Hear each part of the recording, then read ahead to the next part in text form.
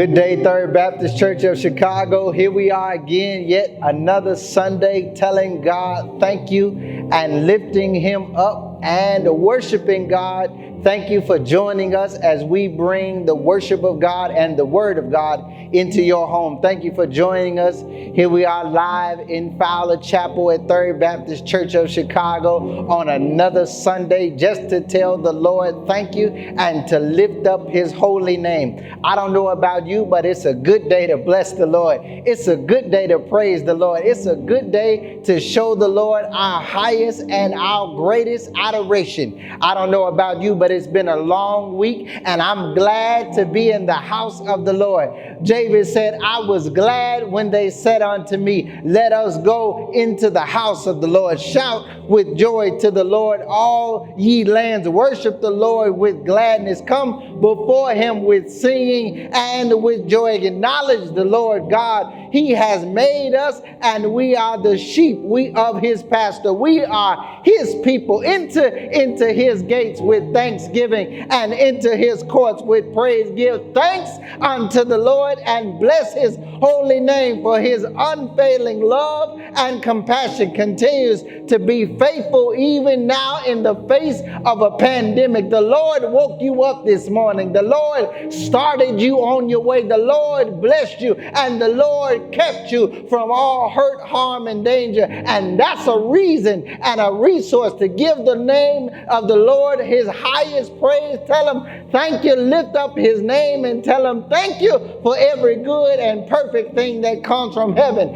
I don't know about you, but it's a good time and a good moment to just tell the Lord thank you. Just look back over life and how the Lord has blessed you, how the Lord has kept you, how the Lord has brought you out of danger, seen and unseen. And I dare you to think back on the things that the Lord has brought you through and give His name the glory and the honor and the praise. Come on, Third Baptist. Come on, everybody, and lift up the name of the Lord this day and tell Him thank you and to bless His holy name. Tell Him thank you for laying down last night. Thank you for waking up this morning. Thank you for blessing me with a reasonable portion of my health and strength. Thank you for keeping me from all hurt, harm, and danger, and bringing me back unto this place so I may worship you and give your name the glory, the honor, and the praise. Thank you again for worshiping with us this morning as we bring the Word of God and the worship of God into your home. And you know what I'm going to say? Third Baptist Church of Chicago, your pastor loves you, and there is nothing you can do about it. Come on, bless the Lord today.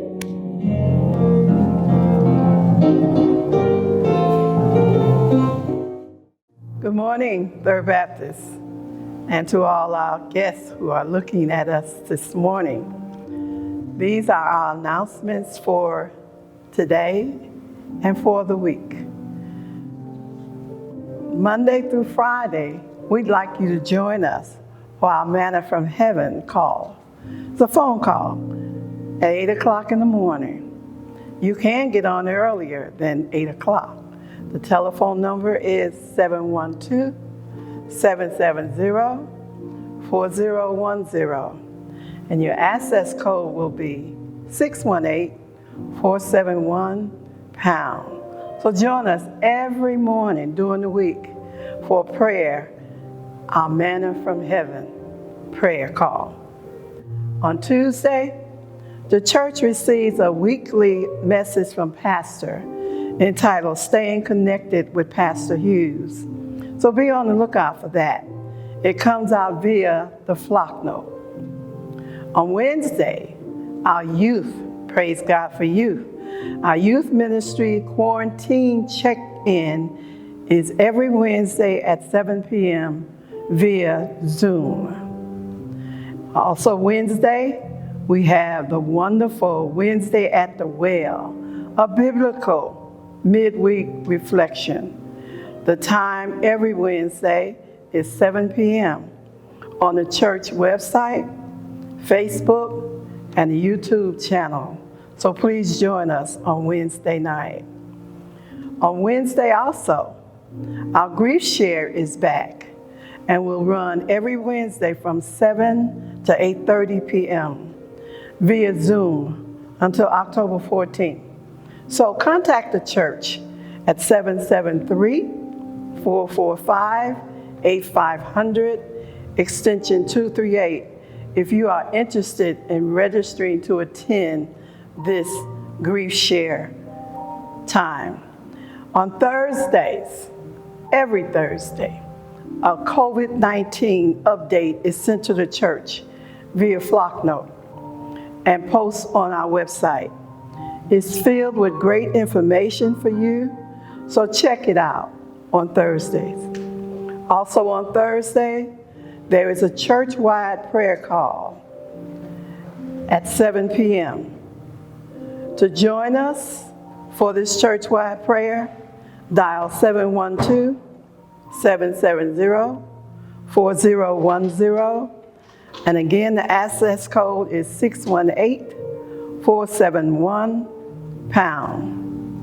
On Saturday, Third Baptist Church of Chicago is there for community service. Third Baptist Church of Chicago food pantry is open, and it will be open from 10 a.m. to 12 p.m., and that is every Saturday.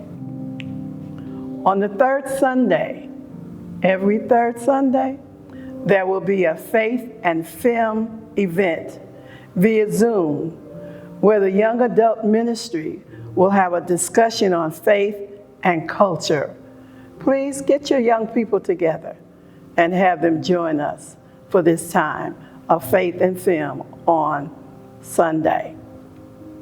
July is Youth Month, and we've been celebrating with various activities. I hope you enjoyed a comedy show on yesterday. The final event is Saturday, July 25th, which is a virtual fitness class. You don't want to miss that. These are our announcements for the morning. Please adhere to each of them. Be blessed. God bless you, Third Baptist. I'm before you today to make a special announcement and award presentation. As you know, all of our ministries have done such a great job at conducting themselves and their ministry work in light of the pandemic and the coronavirus. And today I stand here on behalf of the women's ministry. On last year, they voted as a ministry to give to one special person and woman within their ministry the award that we have named the Dr. Barbara O. Ragland Award, named after Dr. Barbara O. Ragland and presented to a special person in the women's ministry. I am pleased to announce that this year's 2020 recipient of the Dr. Barbara O. Ragland Award is to be presented to none other than Sister Annie Bentley. The award reads for service in ministry, integrity, leadership, and the love of God and God's people. The Third Baptist Church of Chicago Women's Ministry presents the 2020 Dr. Barbara O. Ragland Award to Annie Bentley.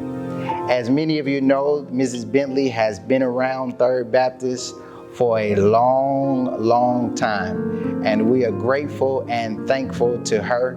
Mrs. Bentley has headed the missionary board. She was the leader for over 13 years. She also headed the Sunday school class #1 for many years. And she also attended the Chicago Baptist Institute for 3 years, and she has been instrumental in fundraising and support of the women's ministry. So please, Third Baptist, won't you join me for a hearty welcome and thanksgiving and praiseful celebration for Sister Annie Bentley, the 2020 Women's Ministry Dr. Barbara O. Ragland Award. God bless you, Sister Bentley, and we love you and we thank you for all that you are and for all that you have done. I celebrate you, and this entire church and congregation celebrates you and thank God for you and your ministry. Wherever you might be, reach out to Annie and tell her God bless you and thank you and congratulations on this auspicious award. God bless you and thank you. Good morning again. As we come before you, we come to do a prayer. And I'm asking that you, Third Baptist, and all those who have joined us will completely surrender everything. Let nothing bother you. Know that God is with you. Know that God loves you. And that it is all right. I do surrender my all. Our precious God and Father, we just want to say thank you for your mercies and grace today. We want to thank you for allowing us to come together once again. Oh God, we want to say thank you for all that you've already done, for what you're doing right now, and for what you will do for us later. We ask, Lord, that you will continually bless our sick, that you will watch over them and that you will keep them. We're praying, Father, that you will bless every child that has a mother or a father who is sick and they know that there's nothing that they can do. We're praying, Father, that you will touch their hearts and their minds and let them know that you are still in control. Mama and daddy, brother and sister, wife, children, they all are in your hands. And so we're asking right now that you will help us to surrender our anxieties and our fears into your capable hands, knowing that you will take care of us. We're asking that you will bless all those that have been affected by this COVID-19, all the young people now being affected. We ask, Lord, that you will help them to realize that disease is disease and it can come to anybody. So be careful and take care of yourselves. Do what they're asking you to do. Wear your mask. Stay a distance. Be careful when you go out, knowing that what you do not only helps you, but it will help somebody else. We're asking, Lord, that for these United States, that you will bless us. We're asking that you will move on all these states, in all of these countries, all over this world. We're asking you, Lord, that you will stay the virus. Stop it. Stop it. Because we're asking you to forgive us for anything we've done, anything we've said against your will. We're asking you, Lord, to help us to walk by faith and not by sight. We're asking you, Lord, to forgive us and heal us. Heal our land, for our land needs healing. We're asking you, Lord, that you will bless our pastor, Reverend Hughes. We're asking that you will keep him safe, that you will bless his family, and that as he goes in and out, that you will protect him from all harms and all dangers. We're asking this of every minister because they all need our prayers right now. We're asking, Lord, that you will bless every Christian in this world. We're asking, Lord, that you will bless the unbeliever, that they will too turn to you. We're asking all these things in the name of Christ. Lord, you told me I could ask you anything, and so I do. I pray now that you will hear us, you will grant us the peace that we need, you will grant us the healing that we need, and that you, Lord, will take care of your children as only you can do. Watch over us, and we thank you. We give you glory, we give you honor, and we do give you praise. Jesus, we love you. Holy Spirit, direct us. Speak to us. We will listen, and we will do what you say. This is my prayer. In the name of Christ. I love you, Lord. Amen and amen. God bless you and thank you again for joining us for this remote worship service. I am excited and I appreciate the reality of being able to preach this day. I'm always excited to preach, and I thank God that God has given us His Word, because I believe that it is the Word of God that uplifts us. It is the Word of God that encourages us and inspires us even in the face of a pandemic. God is good. The Bible declares, though the grass wither and the flower thereof fadeth away, but it is the Word of our God that shall last forever. God bless you. Go with me today as we go to the Word of God in the book of 1 Timothy. 1 Timothy is near the end of the New Testament. It's one of Paul's pastoral epistles. 1 Timothy chapter 1. I'll begin reading at verse 12 and commence reading in verse 17. That again is 1 Timothy chapter 1, verses 12 through 17. I'll be reading from the NLT version of the Bible, the New Living Translation. Hear these words from the Apostle Paul. I thank Jesus Christ our Lord, who has given me strength to do His work. He considered me trustworthy and appointed me to serve Him, even though I used to blaspheme the name of Christ. In my insolence, I persecuted His people, but God had mercy on me because I did it in ignorance and in unbelief. Oh, how generous and gracious our Lord was.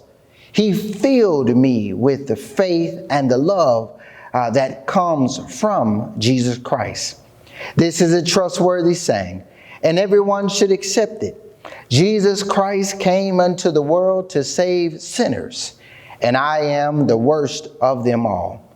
But God had mercy on me, so that Jesus Christ could use me as a prime example of His great patience and with even the worst sinners. Then others will realize that they too can believe in Him and receive eternal life.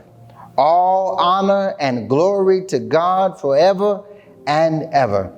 He is the eternal King, the unseen one, who never dies. He alone is God.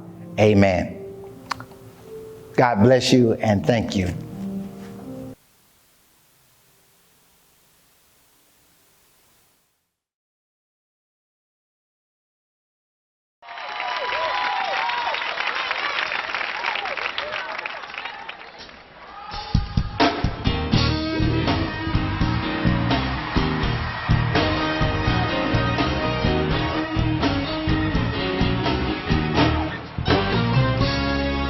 I want you to know that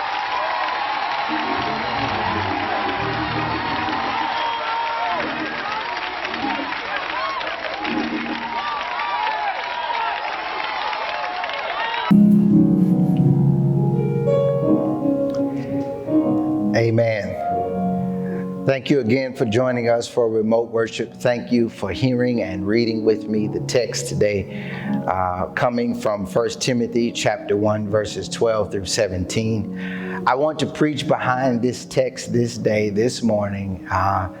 Take the gospel. Take the gospel. I wish you were here to say it with me, but if you could just say it from home, take the gospel. Take the gospel. Amen.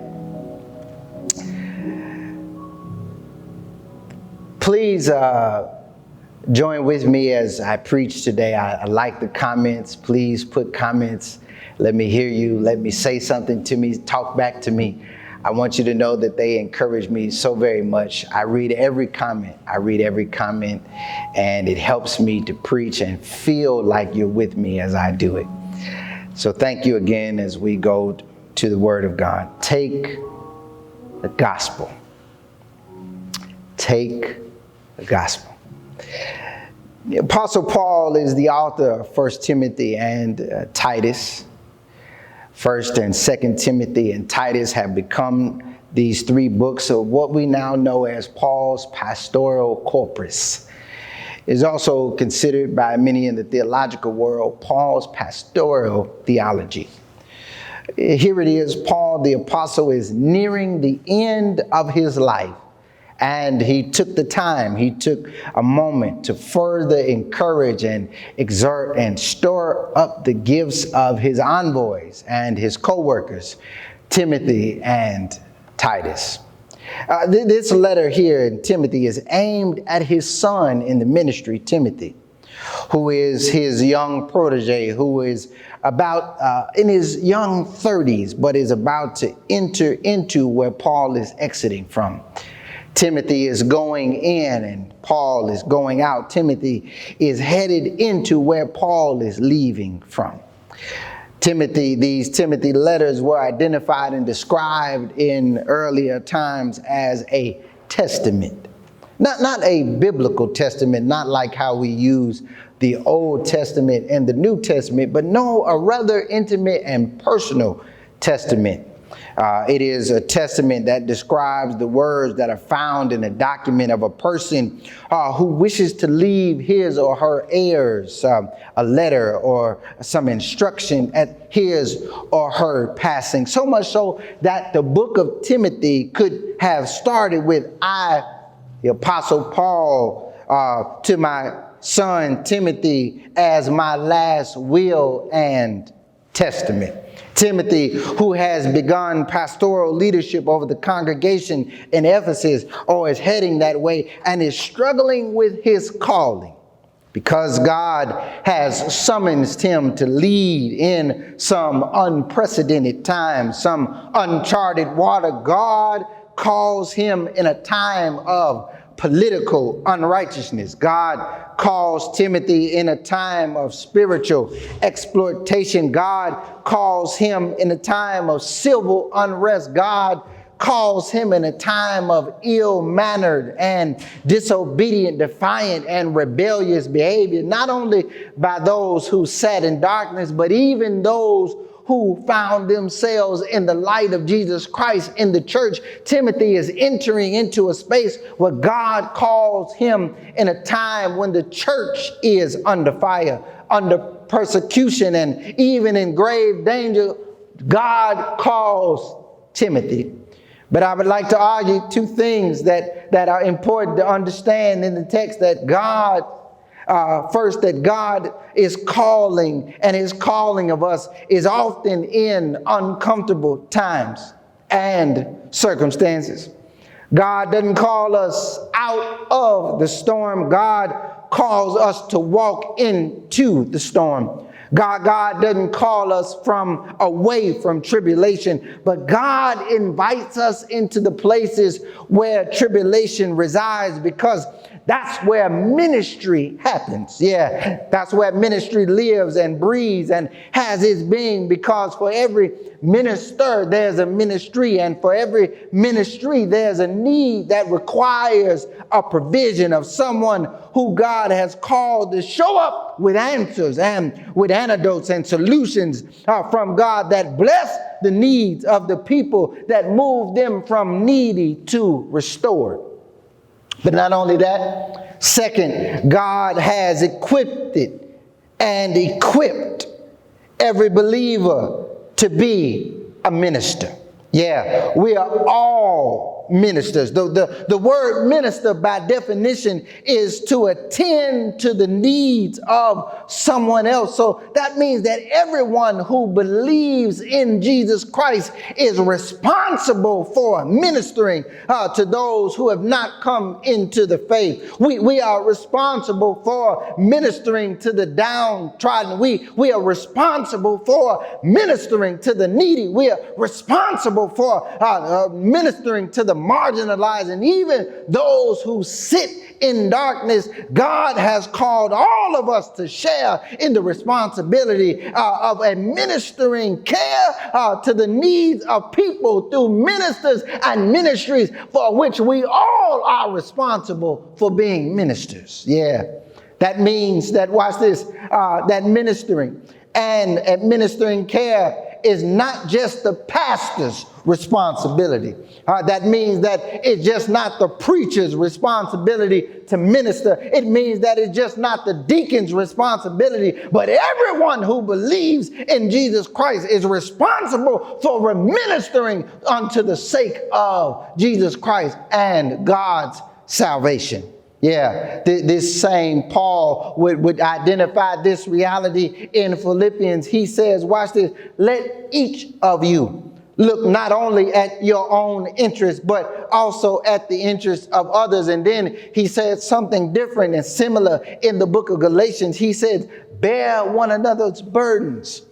And so by doing so, you fulfill the law of Jesus Christ. I like the way the Hebrew writer says that. The Hebrew writer says, do not neglect to do good and to share what you have with others, for the sacrifices that in doing so are pleasing unto God. Now, I like that. Because the Hebrew writer is getting at something of what I believe Paul is sharing with Timothy that I've come today to share with you. The Hebrew writer says, do not neglect to share what you have, because in doing so, you not only bless the needs of those who are in need, but it is pleasing to God. The Hebrew writer says, you have to do it not only for them, but for God. And then you listen to Paul encouraging Timothy, and Paul begins to open up the treasury of good fellowship that he knows inspires true discipleship because of the intimacy of what's being shared. Yeah, did you catch that? I said that Paul begins to open up the treasury of good fellowship that inspires true discipleship because that's the intimacy of what's being shared. You heard it said before, haven't you?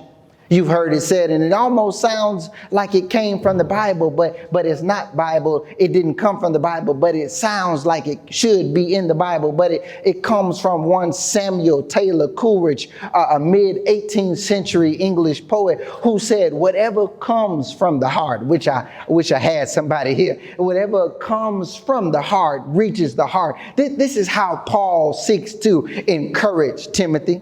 That is helpful for us to grab hold of and hold on to in these trying moments as Timothy steps into and on the scene to minister to God's people in trying and uncertain times. Paul says all you need to do to be successful, Timothy, is to make sure that you take the gospel. Yeah, take the gospel with you. He did not use those exact words, but what Paul is talking about, can anybody testify here that the gospel of Jesus Christ can cover a multitude of sins? But not only that, the Bible says that the gospel not only covers a multitude of sins, but the gospel can cover a multitude of blessings. Yeah, the gospel can fix the unfixable. The gospel can uplift and replace the irreplaceable. The gospel can heal the brokenhearted and heal the sick. The gospel can bring restitution and revival. The gospel can seek you, search you, find you, and keep you. Can I get a witness here? The gospel can sing you, shout you, praise you, and deliver you all at the same time,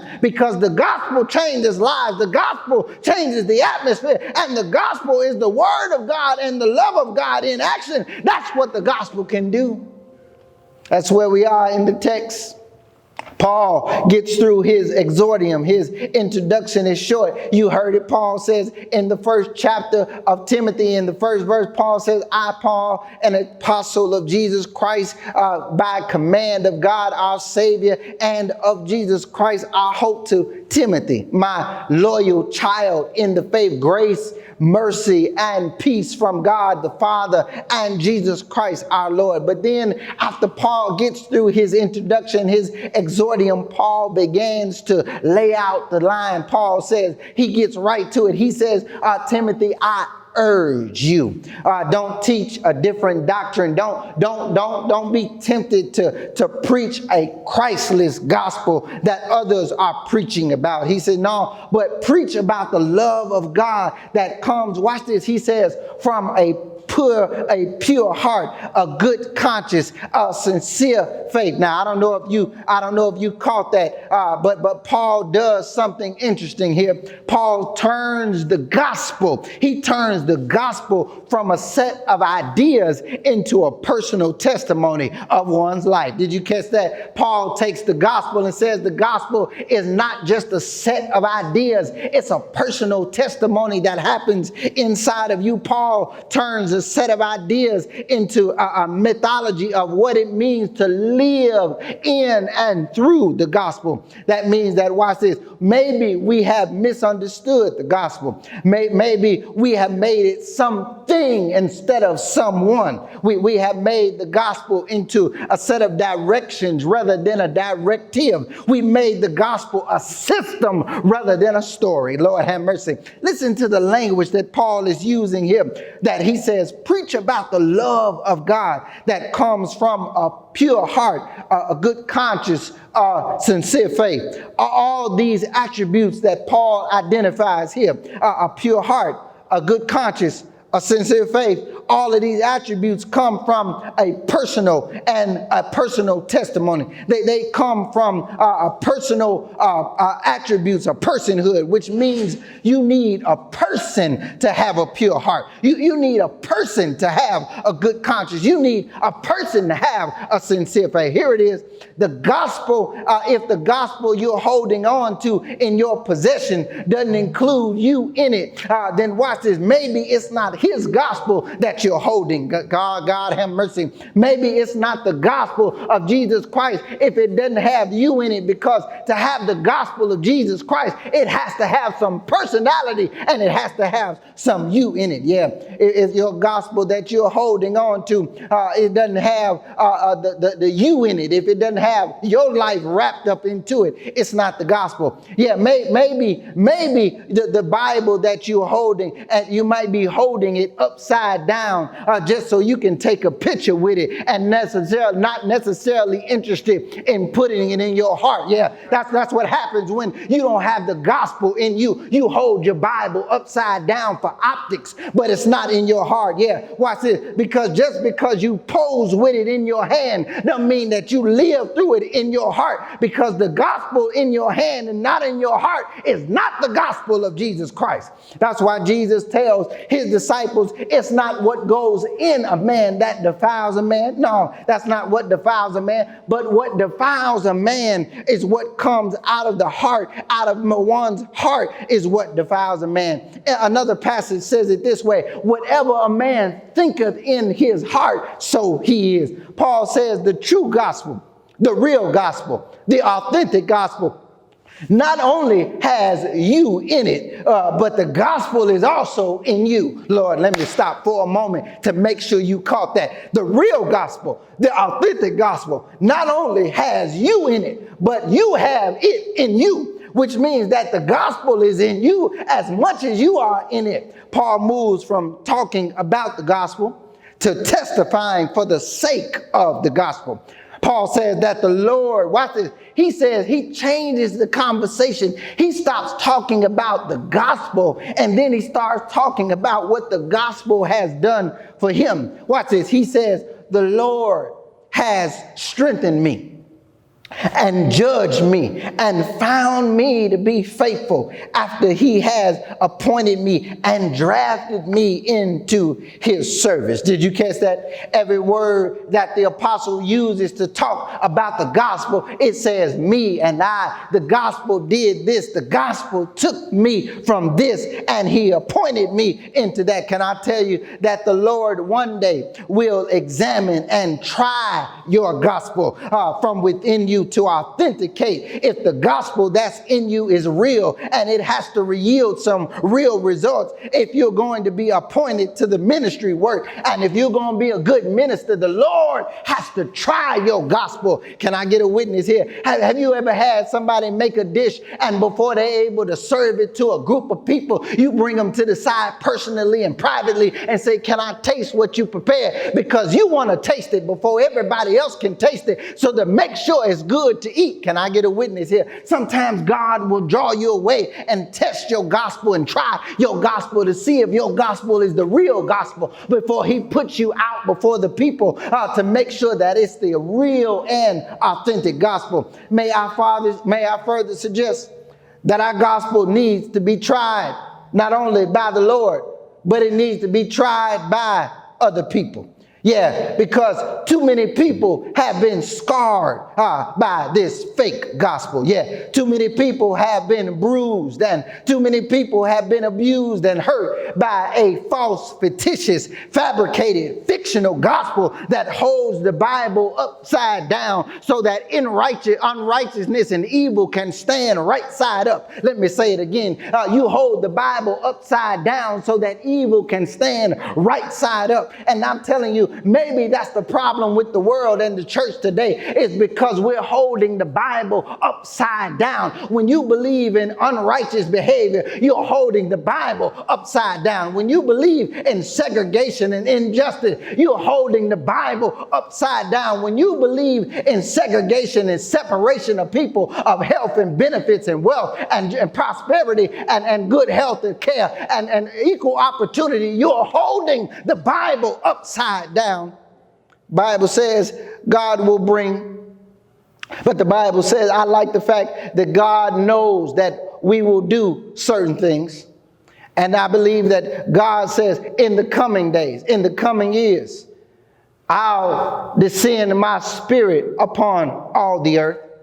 And he says, and when I do this, the last shall be first, and the first shall be last. Can I tell somebody that the day is coming when the Bible said that God will bring every deed into judgment, every secret thing, whether it be good or evil, God will bring into the light. The day is coming when the Bible says in Proverbs, when a worthless person, a wicked man goes about with crooked speech and winks his eye and signals with his feet and points with his finger, and with a perverted heart devises evil, continually sowing discord. Therefore calamity will come upon him suddenly in a moment, and he will be broken beyond healing. That's what the gospel will do. It sounds like what happens when the Lord tries and tests your eternal working gospel to see if it's the real one. Paul testifies about his internal working gospel. And I remember from a lecture, Reverend Dr. Frank Thomas says nobody preaches the full gospel. No, we all have an unfinished working gospel. Even Paul has a working gospel. Paul testifies about his internal working gospel with three things that makes his gospel real. He says, you ought to, and I want to encourage you today, if you're listening to me, you ought to take these home with you and try your gospel and test your gospel with them and see if you can affirm if the gospel you possess is the real one. Here it is. First, he says he owns his past. He owns his former reality, but he doesn't do it as a disappointment. He owns his old reality as a measurement, as a measuring stick, to testify about the long-reaching arms of God's grace and God's mercy. Paul says, I know my gospel is real because of where God found me and where God had to liberate me from. That affirms that my gospel can liberate, because listen, Paul says, I was formerly a blasphemer. I was once a persecutor of the church. I was once a man of violence, but I received mercy because I didn't know what I know now about God. And then not only did I not know what I know now about God, I didn't know God. I didn't know who God was. I was acting in my unbelief. Then he says, but then the grace of our Lord overflowed for me with the faith and the love that can only be found in Jesus. He said, Paul says, from where God brought me from where God found me, from what God did for me, nobody but Jesus could do that. He says, I was so far that nobody could reach me. It had to be a God. It had to be a Christ. It had the point that how far I was. It had to be the Lord.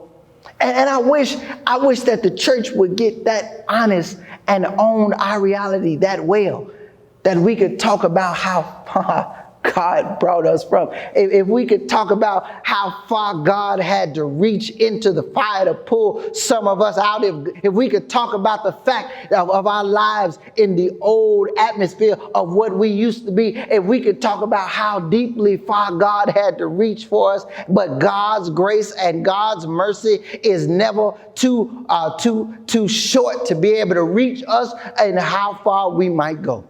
I thank God for that God's grace and God's mercy can reach us wherever we might be. And Paul says that I know that it was God, and I know this gospel is real because of how far it brought me from and where it brought me to. Second, Paul says, he says this, by this very act that was performed, he says, listen, in me.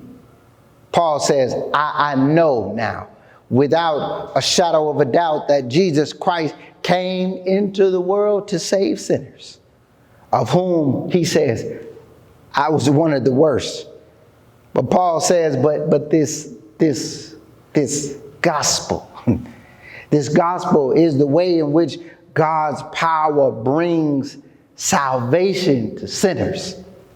He says, and then he says, I know it.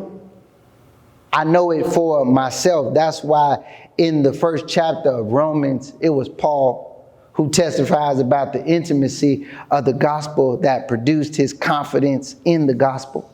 You remember what he says, don't you? Paul says, for I am not ashamed of the gospel, for it is the power of God for salvation to everyone who has faith, to the Jew first and also to the Greek.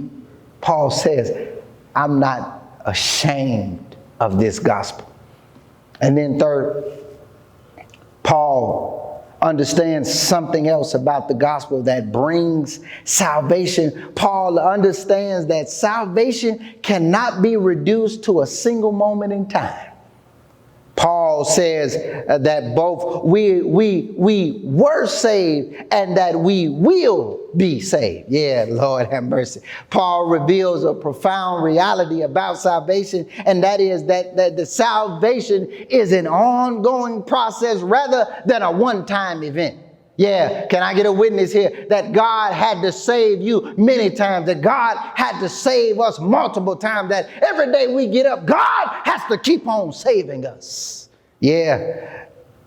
Then I like what Paul says when he testifies in Philippians. Paul says, I want to know Christ. I want to know him some more.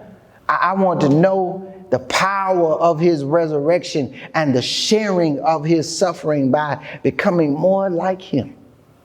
Even in his death, if somehow I may attain the resurrection from the dead, I want to know him. But look at verse 16 in Timothy. Paul says, I received mercy that is now in me, so that Jesus Christ might use me as his display, that I may represent the power of his gospel, so that in me the Lord may display and show off his patience and what it looks like, his patience looks like, so he may show the world what grace really looks like, so he can show the world what mercy really looks like. If God can hold me up to show somebody else that his mercy and his grace and his patience is sufficient for them, if he will use me to show other people what the gospel really looks like, Paul says, watch this, he says, in a sense, looking at me is looking at the gospel. Paul says finally, so that the world may come to know him because of me. That's why he said, I'm not ashamed of the gospel. And in Corinthians, I like the way Paul said it. Paul says, I become then a servant of the gospel. Paul reveals that if you serve the gospel, that the gospel will serve you. Lord have mercy. That's a good reason to celebrate the fact that if you serve the gospel will serve you. I want to encourage somebody, if you're listening to me, that you ought to just take the gospel. Don't forget, wherever you go, take the gospel. Paul says to Timothy, as he begins to close the letter, Paul says, my son, I tell you what you ought to do. Take the gospel that's within you, with you. Take the gospel that liberated your life so that it might liberate somebody else's life because of you. Take the gospel. Take the gospel that has endowed you and with us with great grace and with great mercy. That's repositioned us from sinner to sanctified so that you may deposit that same gospel in somebody else's life. Take the gospel. My son, he said, take the gospel to the trapped, and take the gospel to the entangled, take the gospel to the enslaved, and take the gospel to the imprisoned, and tell them that there is freedom in the gospel of Jesus Christ. Take the gospel. He says, in the end, my son, when the road gets heavy, and when the journey gets tiresome, and when the ministry gets unbearable, and when people turn on you, and when it seems like you're alone and by yourself, when you fall down, and when it feels like you're by yourself, don't forget, my son, take the gospel. That doesn't just consist of words, but the gospel prospers, the Bible says, not only in words, but in power of our Lord and Savior, Jesus Christ. Paul says, if you take the gospel that's within you, with you, the gospel will pick you up. The power of the gospel will lift you and encourage you. The power of the gospel will wipe away your tears when you cry. The power of our gospel will bring healing to your broken places. The power of our gospel that is within you will pick you up. It'll lead you out of darkness. It'll lead you into the marvelous light. And I just want to encourage somebody, if you're listening today, you ought to just take the gospel with you wherever you might go, wherever you might find yourself in life. I encourage you, take the gospel. And you don't need the Bible to take the gospel. Take the gospel that the Lord has planted deep inside of your spirit. Take the gospel. When you hurt, take the gospel. When life seems unbearable, take the gospel. This gospel of Jesus Christ will lift you, sustain you, and deliver you. Take the gospel. Third Baptist Church of Chicago, I don't know about you, but I'm taking the gospel. Take the gospel that's within you, with you. God bless you, and thank you.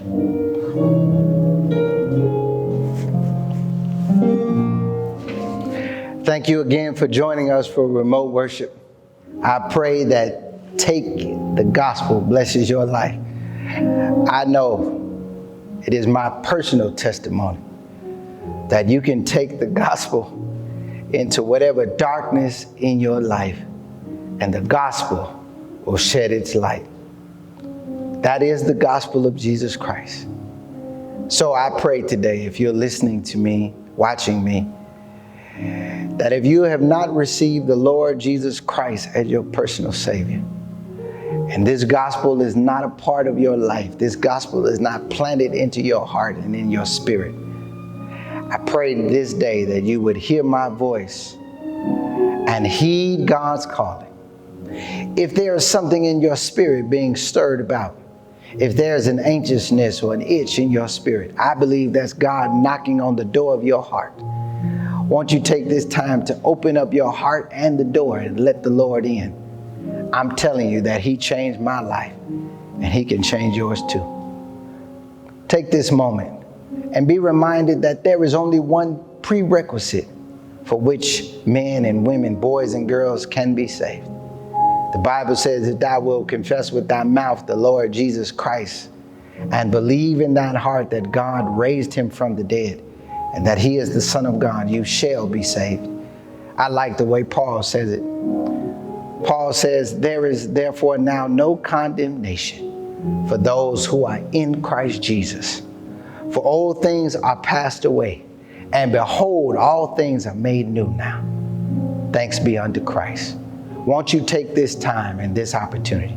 If you want to join us, not just to be a member of Third Baptist, but if you want to join us as fellow believers, if you want to join us as the believers of Jesus Christ waiting on His return so that we might be where He is and He might be where we are, take this time, call the church at 773-445-8500 and speak to my assistant, Reverend Karen Atkins.